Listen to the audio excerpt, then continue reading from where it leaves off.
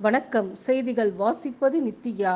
ஆபரண தங்கத்தின் இன்றைய விலை நிலவரம். சென்னையில் ஆபரண தங்கத்தின் விலை சவரனுக்கு ரூபாய் 240 உயர்ந்து சவரன் ஒன்றிற்கு ரூபாய் 57,160க்கு விற்பனை செய்யப்படுகின்றது.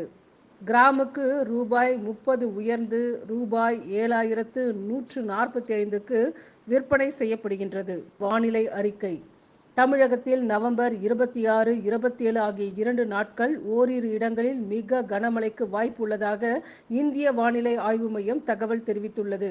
12 முதல் 20 சென்டிமீட்டர் வரை மழை பொழிவுக்கு வாய்ப்பு என்பதால் நவம்பர் 25, 26 ஆகிய தேதிகளில் ஆரஞ்சு எச்சரிக்கை விடுக்கப்பட்டுள்ளது.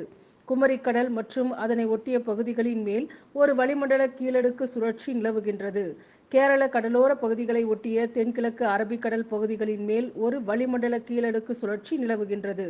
தெற்கு அந்தமான் மற்றும் அதனை ஒட்டிய பகுதிகளில் இன்று ஓரிரு வளிமண்டல மேலடுக்கு சுழற்சி உருவாகக்கூடும். நவம்பர் மாதம் 26 மற்றும் 27ஆம் தேதிகளில் ஒரு சில இடங்களில் மிக கனமழைக்கு வாய்ப்பு உள்ளது.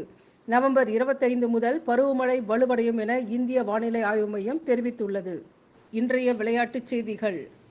ஹாக்கியில் கோப்பையை வென்ற இந்தியா. ஆசிய சாம்பியன்ஸ் கோப்பை மகளிர் ஹாக்கி போட்டியில் இந்திய அணி கோப்பையை வென்றுள்ளது. இறுதிப் போட்டியில் 1-0 என்ற கோல் கணக்கில் சீனாவை வீழ்த்தியது இந்திய அணி.